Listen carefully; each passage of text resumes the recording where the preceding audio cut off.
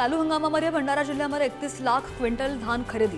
शेतकऱ्यांच्या घरी अजूनही धान पडून असल्यामुळे शासनाने आणखी उद्दिष्ट वाढवून देण्याची मागणी। जिल्ह्यामध्ये 252 आधारभूत धान खरेदी केंद्रांवर धान खरेदी सुरू।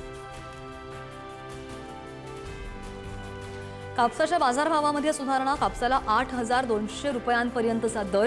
कापसाची आवकही घटली आहे। पुढील काळामध्ये भाव वाढण्याची शक्यता।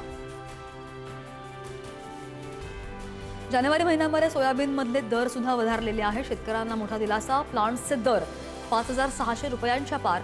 बाजारामध्ये सोयाबीनची चमक वाढलेली आहे। दर टिकून राहण्याचे संकेत।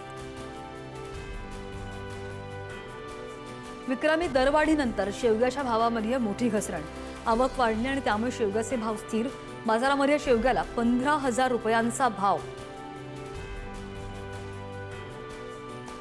मक्याचा भाव दबावामध्ये आहे। हमीभावापेक्षा शेतकऱ्यांना मिळतोय कमी दर। हमीभावापेक्षा मक्याच्या दरामध्ये 300 ते 400 रुपयांची तूट। तर मक्याची खरेदी संथ। शेतकऱ्यांना बसतोय दराचा फटका। कापसाचे भाव स्थिरावले। सरकी तेजीमध्ये आहे आणि त्यामुळे कापूस दराची पातळी कायम। कापसाला 8,000ची सरासरी किंमत मिळते, दर मिळतोय।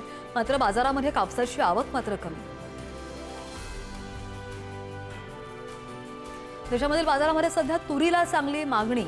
तुरीची आवक कमी झाल्यामुळे चांगला दर। प्रति क्विंटल 6,900 ते 7,300 रुपयांच्या दरम्यान दर।